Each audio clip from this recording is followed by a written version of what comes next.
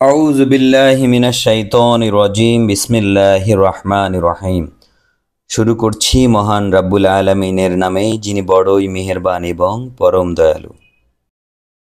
এরশাদ হচ্ছে সূরা ইউনূস আয়াত ৩১ থেকে ৪০।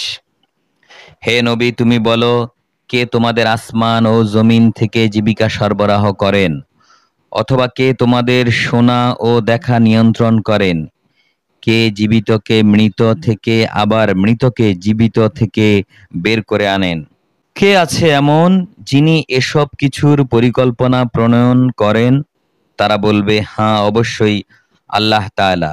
তুমি বলো, তাহলে সত্য অস্বীকার করার পরিণাম কি? তোমরা ভয় করো না? এই তোমাদের আল্লাহ তাআলা, তিনি তোমাদের আসল রব। সত্য আসার পর তাকে না মানা গোমরাহি ছাড়া আর কি? তারপরও এই সত্য থেকে তোমাদের কোথায় কোথায় ফেরানো হচ্ছে? যারা নাফরমানি করেছে তাদের উপর তোমার মালিকের কথা এভাবেই সত্য বলে প্রমাণিত হলো। আসলেই এরা কখনো ঈমান আনবে না। তুমি বলো, তোমাদের বানানো এসব শরীকদের মধ্যে এমন কেউ কি আছে যে প্রথমবার এগুলো বানাতে পেরেছে, অতঃপর মৃত্যুর পর তাকে ফিরিয়ে আনতে পারবে? তুমি বলো, আল্লাহ তাআলাই সৃষ্টিকে প্রথম অস্তিত্ব প্রদান করেন, অতঃপর দ্বিতীয়বার তিনি তাতে জীবন দান করবেন। এ সত্ত্বেও তোমাদের সত্য থেকে কোন দিকে বিচ্যুত করা হচ্ছে? তুমি বলো, তোমাদের মধ্যে এমন কে আছে যে মানুষকে সঠিক পথ দেখাতে পারে? তুমি বলো, হ্যাঁ, আল্লাহ তাআলাই তাদের সঠিক পথ দেখাতে পারেন। যিনি সঠিক পথ দেখান তিনি অনুসরণের বেশি যোগ্য।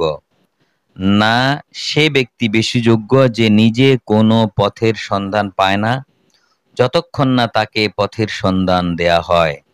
তোমাদের এ কি হলো? কেমন ধরনের ফয়সালা করো তোমরা? তাদের অধিকাংশ ব্যক্তি নিজেদের আন্দাজ অনুমানের অনুসরণ করে, আর সত্যের মোকাবেলায় আন্দাজ অনুমান অবশ্যই কোনো কাজে আসে না। আল্লাহ তাআলা অবশ্যই ওদের কর্মকাণ্ড সম্পর্কে পূর্ণাঙ্গ ওয়াকেফাল রয়েছেন। এই কোরআন এমন কোনো গ্রন্থ নয় যে আল্লাহর ওহী ব্যতিরেকে কারো ইচ্ছা মাফিক একে গড়ে দেয়া যাবে, বরং এই গ্রন্থ সেই সব গ্রন্থের সত্যবাদিতার সাক্ষ্য প্রদান করে যা এর আগে নাজিল হয়েছে। এতে কোনো রকম সন্দেহ নেই। এটা হচ্ছে সৃষ্টিকুলের মালিক আল্লাহ তাআলার কিতাবের বিশদ ব্যাখ্যা। তারা কি এ কথা বলে যে এই ব্যক্তি মুহাম্মদ এই গ্রন্থটি রচনা করে নিয়েছে? হে নবী, তুমি বলো, তোমরা তোমাদের দাবিতে যদি সত্যবাদী হও তাহলে তোমরাও এমনই ধরনের কিছু সূরা বানিয়ে নিয়ে এসো, এবং এ ব্যাপারে আল্লাহ তাআলা ছাড়া আর যাদের যাদের তোমরা ডাকতে চাও ডেকে তাদেরও সাহায্য নাও। আসল কথা হচ্ছে, যে বিষয়টি তারা তাদের জ্ঞান দিয়ে আয়ত্ত করতে পারল না, কিংবা মানবীয় জ্ঞান বিজ্ঞানের সীমাবদ্ধতার কারণে যার ব্যাখ্যা এখনো তাদের পর্যন্ত পৌঁছায়নি, তাই তারা অস্বীকার করে বসল। ঠিক এভাবে তাদের পূর্ববর্তী মানুষরাও অস্বীকার করেছিল। দেখো, এই অস্বীকারী জালেমদের পরিণাম কি হয়েছে। তাদের মধ্যে কিছু লোক এর উপর ঈমান আনবে, আবার কিছু আছে যারা এতে ঈমান আনবে না।